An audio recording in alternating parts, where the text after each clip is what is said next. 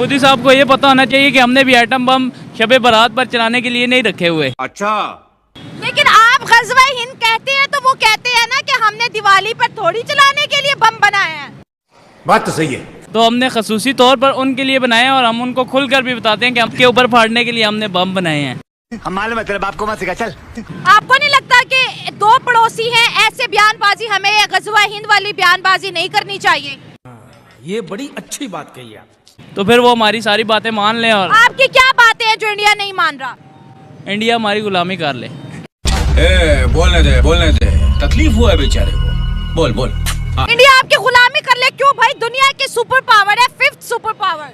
क्योंकि हम भी तो सुपर पावर हैं। भाग यहाँ से। आप सुपर पावर कब से हो गए? देखा आपने लापरवाही का नतीजा है। नमस्कार दोस्तों, आपका स्वागत है मेरे YouTube channel Pakistani media all India latest news में। इंशाल्लाह इस्लाम जिंदा था और जिंदा ही रहेगा पूरी दुनिया में। भाई हिंदू क्या है तुम इंडिया में रहने के बाद तुम सिर्फ हिंदू क्या है? इंडिया कौन से देश में हिंदू? ये बताओ मुझे, ये क्या है हिंदू? ये कीड़े मकोड़े की तरह मसल जाएंगे जिस दिन। ऐसे नहीं बोलना, ऐसे नहीं बोलेंगे। किस आयान कुरैशी नाम है भाई, रफीकाबाद में। ऐसे क्यों बोल रहे हो? क्यों बताओ, कैसे ना बोले? आप करने को कुछ भी कर लो, सिर्फ इंडिया तक ही सीमित हो आप, उससे आगे आप नहीं हो। ये सरकार में इन्हें जो करना है वो कर ले। ये सरकार जाने के बाद इन्हें छुपने को कहीं जगह नहीं मिलेगी, हमें इतना पता है।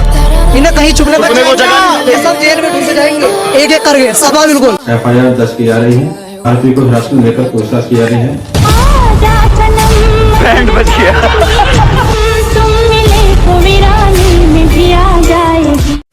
दंगे कौन होता है? जो हिंदुत्व बना हुआ है। जो हिंदुत्व बना हुआ है ना, वो दंगे ही है। तो हिंदू से ही तो बना है, हिंदू दंगे ही नहीं है। हिंदू तो बना कैसे है? हिंदू से ही तो बना है वो। सबसे पहले आप अपने कौम को समझाएं, आपको ज्ञान देने की जरूरत नहीं है। हिंदू तो हिंदुस्तान क्या होता है, ठीक है? दंगे तो हुए थे, जहांगीरपुरी में पत्थर चले थे तो बुलडोजर चला था। दंगे होंगे तो उनका जवाब भी मिलेगा, ठीक है? जाकर के अपने कौम को समझाइए। कहा इजराइल फिलिस्तीन में हो रहा है, जाके समझाइए सीरिया में क्या हो रहा था, जाके समझाइए ईरान इराक का सुलह कब होगा। कमाल का आदमी है। आज से एक पर्व शुरू होने वाला है ना? एक आदमी मरा है, एक खुशी मना रहा है, दूसरा दुख मना रहा है उसी चीज का। तो आप अपने कौम को समझिए, दूसरे पर ज्ञान मत दीजिए। हिंदू दंगाई है, आपको क्या किया हिंदू आपके लिए बताइए? तो हिंदू को दंगाई बता दे रहे हैं आप, बताइए। एक दंगा बताइए, क्या कश्मीर में हिंदू पंडित, कश्मीरी पंडित मारा गया, ये हिंदू के दंगाई का प्रमाण है या गौधरा कांड हिंदू के दंगाई का? हेलो एवरीवन, मैं ना हॉलीवुड आई हूँ और मैं यहाँ पे गोरों को हिंदी सिखा रही हूँ। आज मैं इस गोरे को Hindi सिखाऊंगी। Hi there, I'm from India. I would like to teach you some Hindi words. Do you like to learn? Sure. You are from India, ना? तो नमस्ते बोलो, हाय हेलो क्यों कर रहे हो?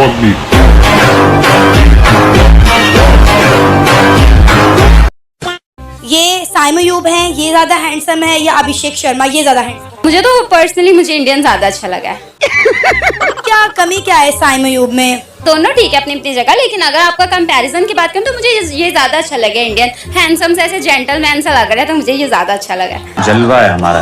अगर आपको मौका दिया जाए कि साइमन यूब की ग्रूमिंग करनी है तो किस तरह ग्रूमिंग करेंगे इसकी? इनके डार्क सर्कल्स भी हैं काफी ज्यादा। अच्छा। और इनको आईब्रोज करवाने की जरूरत है और एक आधे फेशियल की जरूरत है। अभी मुझे लगता है आपने इसकी पूरी पिक्चर देखी तो आपने कहना बॉडी वैक्स की भी जरूरत है। गजब बेइज्जती है। ये सारे बच्चे किसके हैं? मेरे हैं। आपके बच्चे हैं? ये सारे के सारे? सारे के सारे। तुम्हें शर्म है कुछ? असल बाप आप ही है या और भी है? नहीं हम हैं, कौन है? तो ये कितनी बीवियों में से है? 2 बीवियों। सारे मतलब कमीना है तू।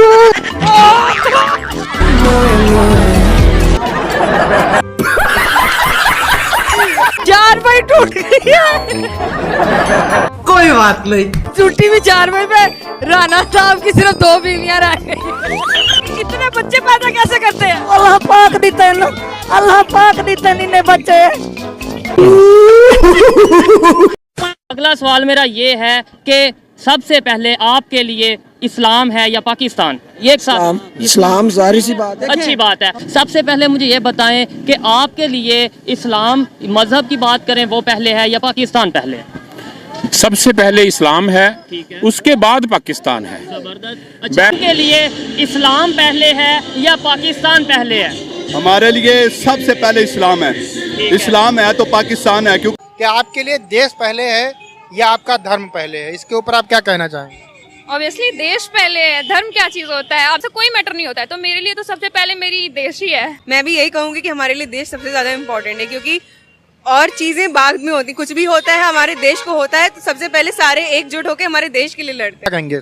देश जरूरी है हमारे लिए। तो आप ऑब्वियसली देश जरूरी है। तो आपके लिए क्या सबसे पहले है? कंट्री।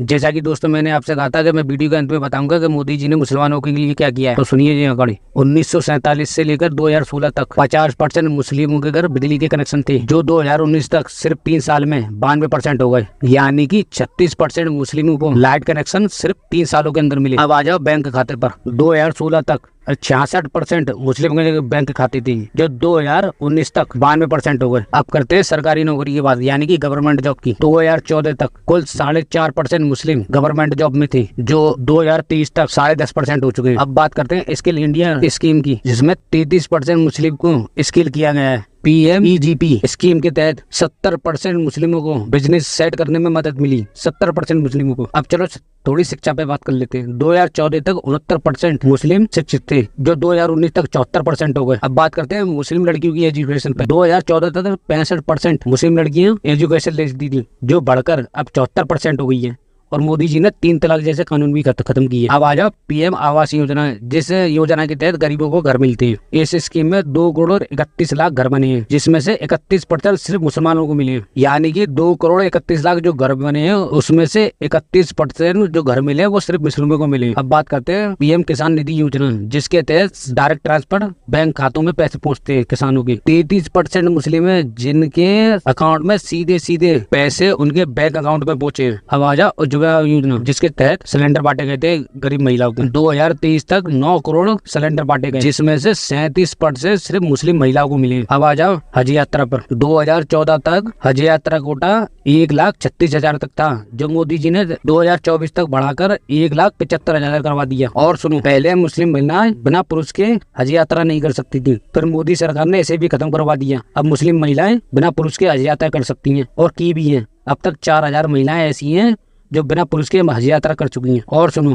पहले हज यात्रा पर जो GST 18% थी, जो मोदी सरकार ने हटा के सिर्फ 5% कर दी, जिससे हवाई जहाज का किराया कम हो सके। दोस्तों आंकड़े और भी हैं, इसके लिए मैं एक पूरी वीडियो बनाऊंगा। तो दोस्तों अब आप खुद ही डिसाइड कीजिए कि मोदी जी मुस्लिम विरोधी है या नहीं। तो फिर मिलते हैं नेक्स्ट वीडियो में, जब तक के लिए जय हिंद।